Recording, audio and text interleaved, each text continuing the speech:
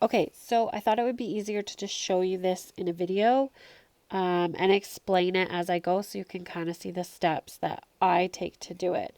One of the things that they show you, I think it's further up in the lesson, it talks about sine, cos, and tan, and it gives you these identities. It tells you that sine of x is y over r, cos of x is x over r being the like hypotenuse, and tan is equal to y over x. Now, if we know that tan is y over x, we can also know that cotangent is x over y because it's just flipped, right? Tan and cotan are flipped.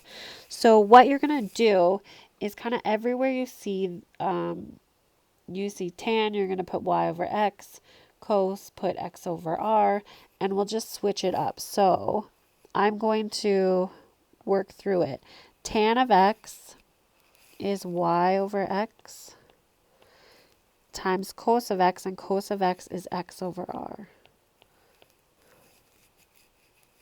Plus cotangent, which I said was the flip of tan, so it's x over y,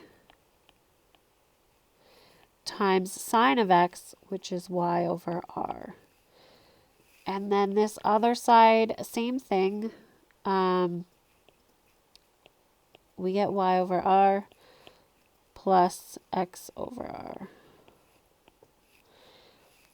Now, when we multiply, there are things that we can get rid of. Yx over xr, those x's are going to cancel.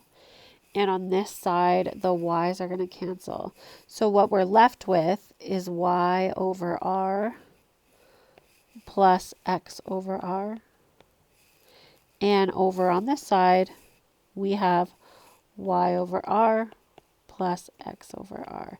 Notice they are the same. So I can say, therefore